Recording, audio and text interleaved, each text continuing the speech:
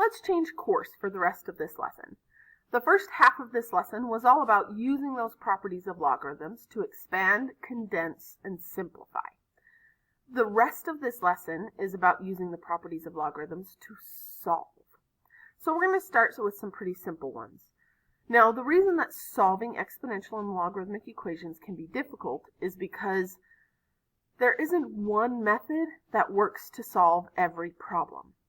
Every problem you need to start getting used to looking at it and figuring out which method is going to work. So as we talk about solving these equations, I'm going to walk you through my thought process to know which method of solving I should use. So this first problem we have is 2 to the x equals 3. So the first thing I'm going to notice, my thought process, 2 to the x equals 3. This is an exponential problem, and I only have one exponential.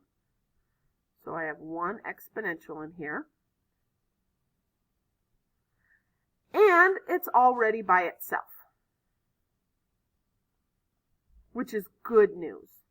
If the exponential wasn't by itself, our first thing we would need to do is get it by itself. So if it was like 2 to the x plus 10, we would need to start by minusing 10 to get the 2 to the x by itself. So since I only have one exponential and it's already by itself, my first instinct would be to change the forms. This is an exponential form, so I'm going to change it to logarithmic form. So base stays the same, input and output flip, and look at that! We did it! X is solved. It's by itself. So we can just type this into our calculator, get 1.585, and be good to go. Let's look at example 4. Hopefully you'll notice right away that this one is very different than the last one we looked at. This one has 2 exponentials this time. So because I have 2 exponentials, I'm going to solve this differently than the first one. So if I have 2 exponentials, the first thing I'm going to try to use is the one-to-one property. See if I can get them to be the same base, so then I can just set the exponents equal to each other. But I can't really change 7 to 3 to the something, and I can't really change 3 to 7 to the something. So 1-to-1 isn't going to work. So the next thing I have to do is do the log of both sides. This is probably one of the most difficult methods of solving these kinds of equations. So this problem is going to be a little long, but bear with me, we'll get through it. So I'm going to take the log of some base, I don't know what the base is right now, of both sides. And as long as I take log of the same base on both sides, I haven't changed the equation. The equation's still balanced, I'm still good to go. Now, I can pick any base I want here. I could do base 6 here if I wanted. I could do base 2 here if I wanted. I can do any base I want. However, there are 2 bases that will be more helpful than others. Let's show you. If I pick base 7, then these ones will cancel, which makes my problem a lot easier.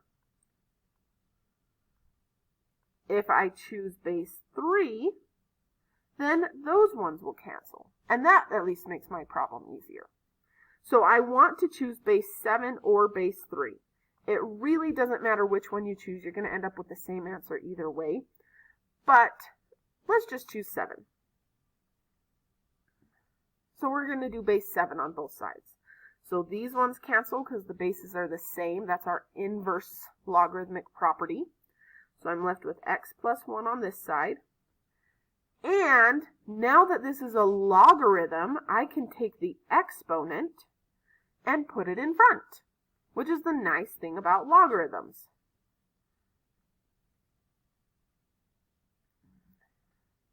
So now I have this. Now, here's where things start to get a little ugly, because right now I have x's on both sides of this equation. Now we know for any basic equation, if we have x's on both sides of the equation, the first step is to bring the x's together on the same side. So that's what we're going to do here too. I'm going to minus x here. so that I can bring the x's together so that at least they're on the same side.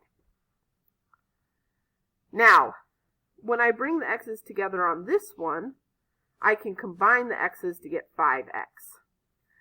That doesn't work out so nicely here because of that log. However, what I can do is notice that they both have an x in common that I can then take out. So if I take an x out of this one, I'm left with this.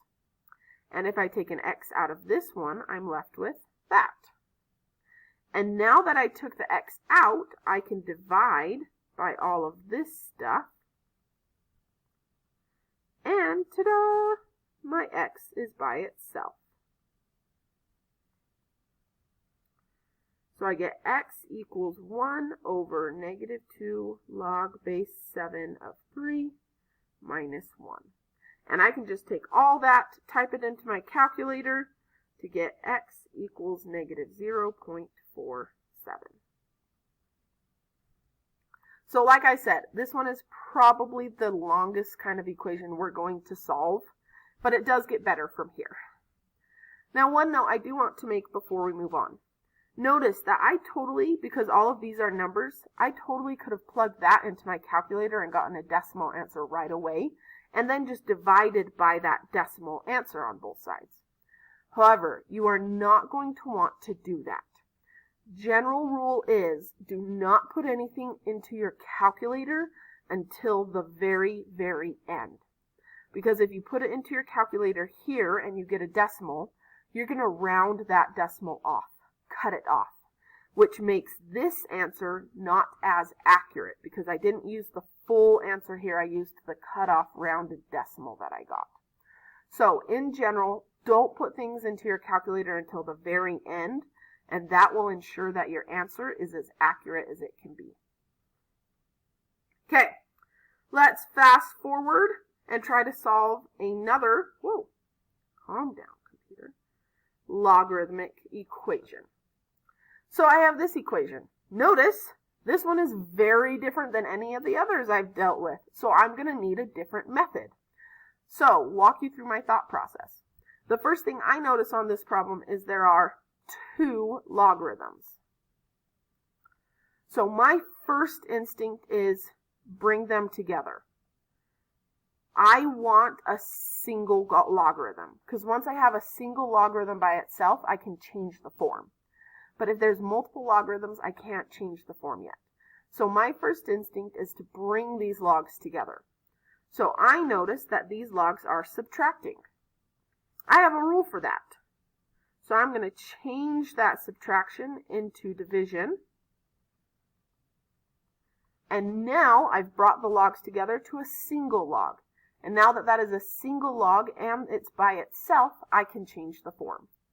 So base stays the same, input and output flip places, and I get this, which, hey, is way easier to solve. Times both sides by 2 to get x equals 20, and you are good to go. We only have one more example left for the day, example 11. Now, if you look at this one, you'll notice it's a very similar setup to the last one. I have multiple logarithms, so my method will actually be the same. The first thing I need to do is bring the logarithms together into a single logarithm so then I can change the form. I am actually going to have you pause the video and try this one out on your own. Because it's the same method we just used, I would like you to practice and try this out. So pause the video and then come back when you're ready to check your answer and see how you did.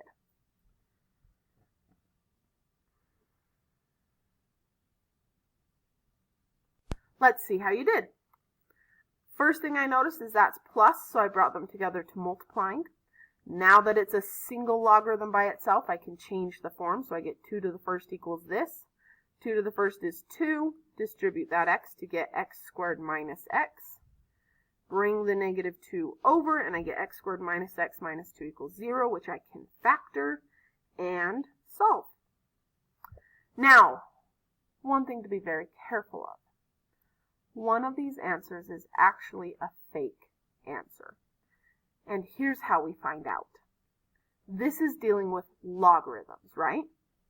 Well, if you remember from last lesson, graph of a logarithm looks like this. Does this graph ever get into the negatives?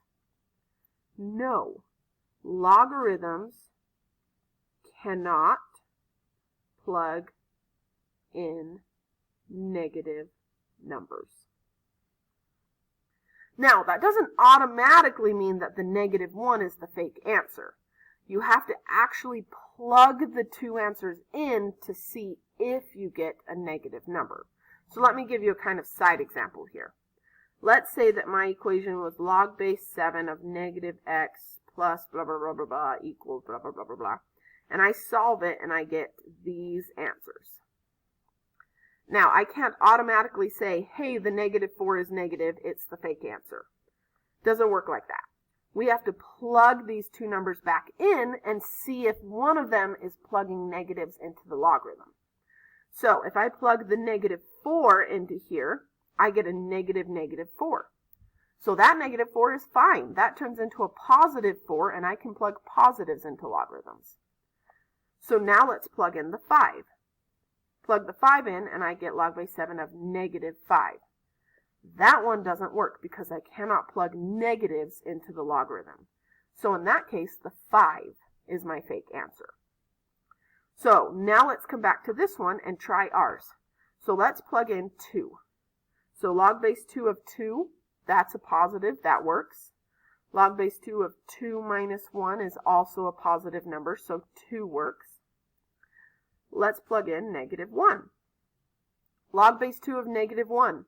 That does not work. Can't plug negative numbers into a log. -1 minus 1 is -2. Can't do log base 2 of -2. That doesn't work. Can't plug negatives into log. So -1 is actually our fake answer. 2 is our only real answer. So that is all for solving exponential and logarithmic equations in 4.2. Congratulations, you are finally done with this lesson.